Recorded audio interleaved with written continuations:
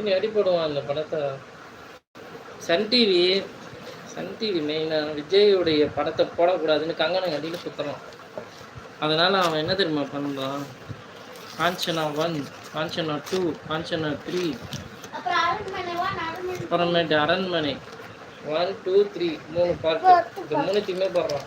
என்னதான் அவனுக்கு விஜய் மேலே ஒரு வன்மம் இருந்தாலும் இந்த காஞ்சனாவும் அரண்மனை இந்த 2 படத்தை போட்டு போட்டு சாவடிங்க நான் நினச்சேன்.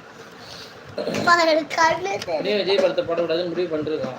அதில் அவன் போட்டோம் வேறு படங்கள்லாம் இல்லை அவனுக்கு. ஏன்டா அவன்கிட்ட இல்லாத படமா? சன் டிவி கிட்ட எவ்வளோ படம், பயங்கரமான படம் வச்சுருக்கான். ரஜினி படம் எவ்வளோ இருக்குது, கொஞ்சம் வேர்ல்டு பழைய படமும் தூக்கி போடலாம்ல. இந்த எஜமான் மாதிரி அதே போடலாம். டிஆர்பி ஓரளவுக்கு தூக்கும்.